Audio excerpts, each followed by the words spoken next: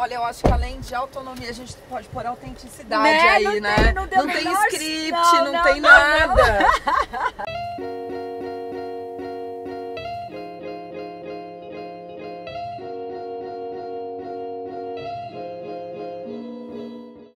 Bom, eu tava conversando com a Nath. Ontem a gente tava tomando um café, que é uma coisa que a gente adora fazer, né, Nath? E eu falei pra ela que eu tava super identificada com essa autonomia da tecnologia, desse carro, porque eu sou de tudo um pouco. Eu sou psicanalista, eu trabalho com desenvolvimento de carreiras de vendas e carreiras técnicas em tecnologia. Sou mãe. Epa. E sou escritora. Bom, eu sou a Natasha, eu sou facilitadora de treinamento e facilitadora também de mindfulness. E eu acho que eu também me identifico, agora eu tava pensando, porque eu acho que a autonomia tem a ver comigo, porque desde sempre eu percebi que eu precisava... Olha só, eu precisava me sentir livre. Então a autonomia pra mim, eu acho que tem a ver com essa parte da liberdade. Eu não consigo me sentir presa. Vou fazer o filme do filme. E o lance da autonomia, pelo menos aqui nessa máquina específica, qual que é o lance dela? O carro é extremamente seguro e você precisa ter essa segurança para pilotar. A Volvo, o DNA dela é segurança. Mas eu acho que o primeiro item de segurança é a gente se sentir seguro na relação com o carro. Claro. Senão eu não consigo deixar ele brecar por mim, fazer a curva por mim. Vamos ver se a gente consegue pegar agora. Ó, ele pegou. Ele vai fazer a curva pela gente. A segurança vai na relação com o carro, como em qualquer relação, entendeu? Ó, ele tá puxando pra cá. Eu tive que tomar a direção de novo, porque ele perdeu a faixa no chão. Como é que ele funciona? Ele precisa enxergar a faixa no chão para poder ter autonomia, junto com o comboio na frente, entendeu? E essa coisa da autonomia é interessante, né, Li? Porque nós, humanos, né, não nascemos autônomos. Não. Né? A gente precisa de alguém sempre ensinando pra gente alguma coisa. A gente precisa aprender a comer, a gente precisa aprender a pensar. E tudo isso, se a gente pensar em décadas atrás, de uma forma muito sistematizada. Sim. E aí a gente está começando a redescobrir coisas como mindfulness, que a Natasha é mais do que expert, que fazem com que a gente se liberte dessa sistematização, que eu acho que isso é a verdadeira disrupção. Exatamente. A disrupção não é uma disrupção tecnológica em si, né? Ela é uma disrupção do humano. Exato. Né? Como eu me desconecto, né? Rompo com um padrão de sistema autoimposto a mim e crio algo a partir das minhas experiências, da minha vivência, da minha própria aprendizagem, que não é padronizada, né? Que deveria ser individualizada. E isso tem tudo a ver com, né? Um carro autônomo vai saber por onde você anda, vai aprender.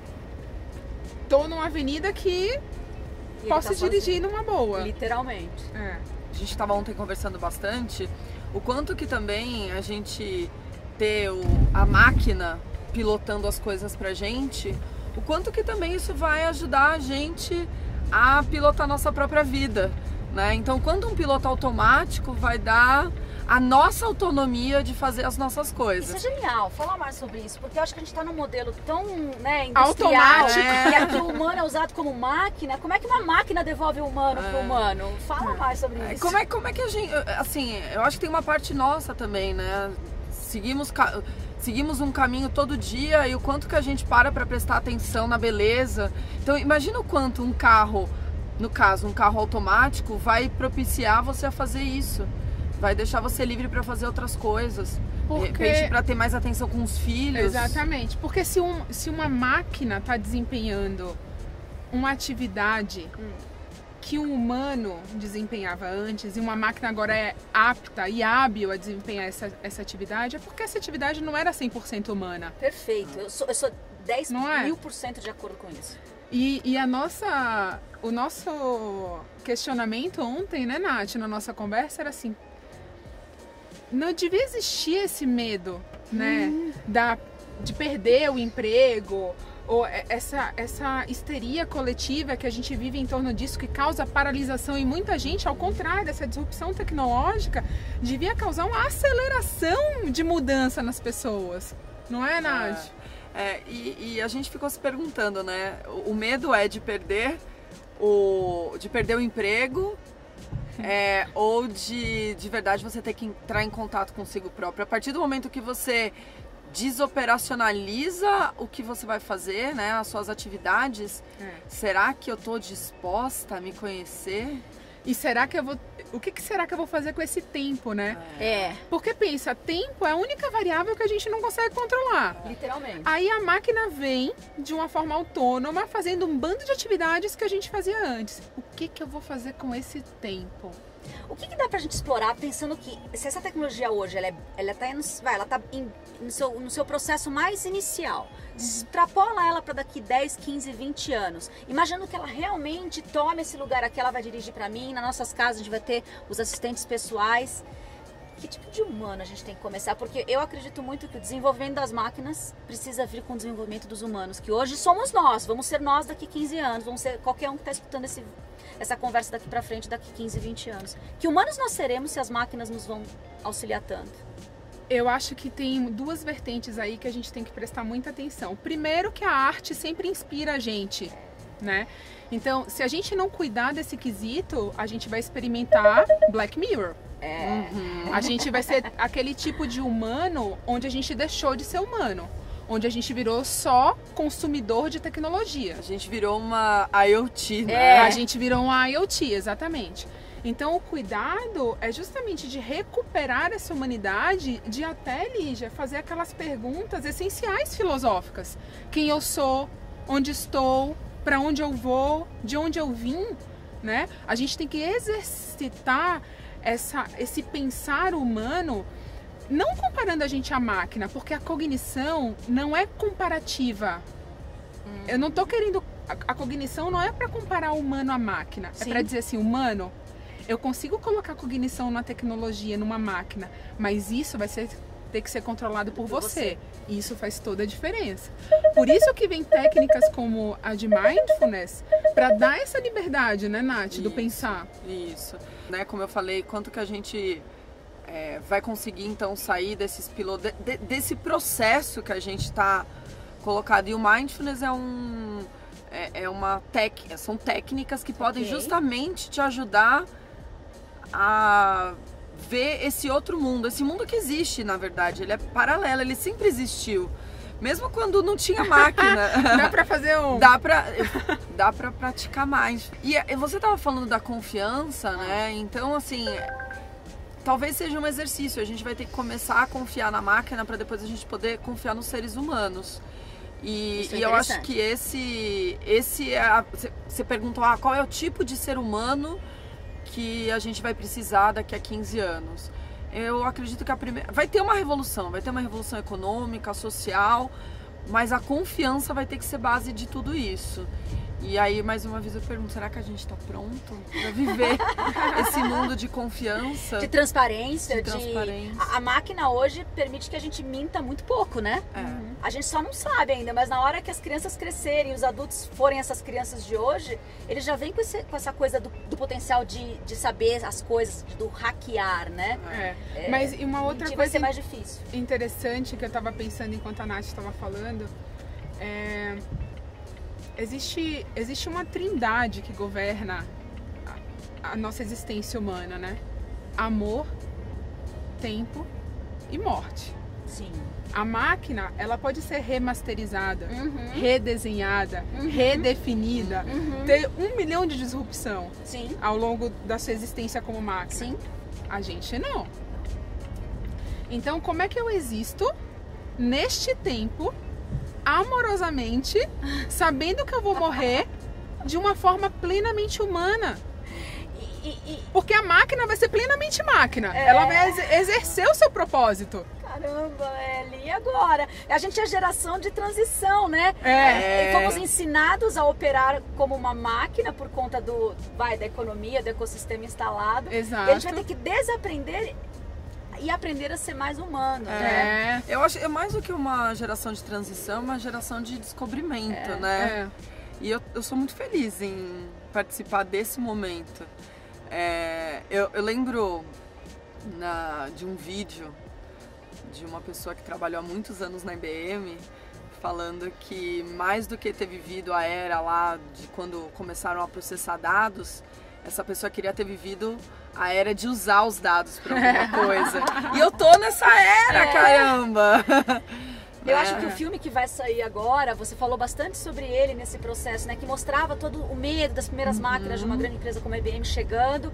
E o medo é semelhante. E a gente conseguiu lidar com esses primeiros 50 anos.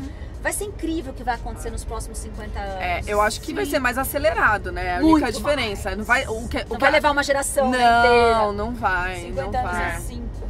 Eu tive a oportunidade de, eu não sei se foi o presidente de inovação da Volvo, mas alguém da Volvo falou no Interconnect, que é um evento gigante da IBM no ano passado, e ele falou que nos próximos 20 anos nenhuma pessoa vai morrer dentro de um carro da Volvo. Nos 20 não, é plano para 2020, é 2020. Ah, 2020. E essa é perfeito essa conexão, porque essa tecnologia é onde eles estão mais apostando para ajudar a não ter nenhuma morte e nenhum acidente grave dentro do carro da Volvo. Olha o que a gente está exigindo da tecnologia. Mas se a gente não passar a exigir isso das pessoas... Em 3 anos, ou da gente mesmo. Que tem que começar com a gente... Entende? Porque o que a Volvo está fazendo é amorosidade. Eu quero que nenhuma vida se perca aqui dentro. Mas a gente tem que começar também a pensar em como nós, humanos, vamos fazer para que nenhuma vida seja desperdiçada, primeiro com as nossas atitudes, e uma vez sanado isso dentro da gente, a gente exigir do outro. E como que a gente vai criar uma máquina assim, se a gente não está disposto a não ferir o outro? Exatamente. Né? Isso é muito importante. Eu acho que os humanos que criam máquinas com essa amorosidade são humanos que essa amorosidade já está interiorizada de alguma forma, entendeu? No DNA, seja de uma empresa gigante como a Volvo, seja em qualquer startup que está fazendo tecnologia. Não pode ser só a tecnologia. Porque tem que ter propósito. Lembra que a gente falou? A máquina exerce o seu pleno propósito. Mas se a gente não entendeu ainda qual é o nosso pleno propósito em desenvolver uma máquina, uma tecnologia, uma inteligência artificial, como é que isso vai acontecer? Eu quero trocar de lugar com a Nath. Então vai. Ai. Corre então. Muito bom. Olha, eu acho que além de autonomia, a gente pode pôr autenticidade aí, né? Não tem script, não tem nada. E a gente fez de forma segura, o trânsito preparado.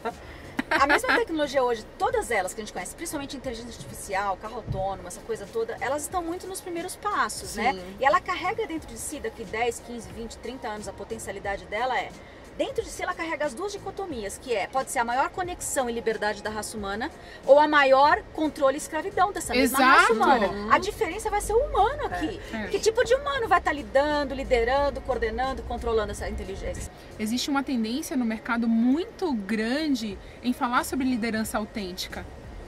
Né? Não é mais o walking the talking, isso acabou, gente. Né? É eu ser autêntico com o que eu sou. E aí sim eu poder liderar múltiplas pessoas, poder liderar múltiplos pensadores, né? Poder liderar não só pelo exemplo das minhas tarefas, mas porque eu sou. E isso faz toda a diferença. Porque eu lidero desde a hora que eu acordo, né? Até a hora que eu vou dormir. E autêntico não é perfeito, né, Ellen? Exatamente. Porque tem a gente foi ensinada, a nossa geração tá de novo no meio da história a encontrar a perfeição, né? Tem um molde muito pesado na geração que hoje é adulta. Quando a gente fala, por exemplo, usando as terminologias do mindfulness, né? A gente fala que as coisas simplesmente elas são. Né? Então a autenticidade tem a ver com isso, eu simplesmente sou. E quando eu sou de maneira plena e tenho consciência disso, mesmo quando eu erro, eu consigo pedir desculpa, eu consigo encontrar uma alternativa, eu tenho outros caminhos, mas precisa da autenticidade para isso. E vamos deixar a aproximação da perfeição para as máquinas. Sim. Né? A gente está convidando a máquina a ocupar esse lugar, a gente não precisa mais dele. Isso, a perfeição fica com as máquinas. Então o que será que essa máquina autônoma não vai startar de uma revolução? Né, Nath? Exatamente. A gente não sabe, né? Não, todas elas. Não acho que vai levar 100 anos pra gente descobrir. Também não acho. Mas, né, onde que a gente vai chegar? Eu acho que a gente vai se despedir desse mundo, né? preferência bem velhinhas. Muito, por favor. Num mundo muito diferente do Segundo que a as gente minhas filhas, quando elas crescerem, os carros já vão voar. Eu não duvido. Eu tô esperando desde os Jetsons isso. Desde as minhas tardes assim, que eu ficava em casa, não ia pra escola. Eu esperava os carros que fossem. Embora a Lígia goste de carros de movimentos no chão. Eu gosto muito que ele voe no chão. Mas isso os carros já fazem, não vale.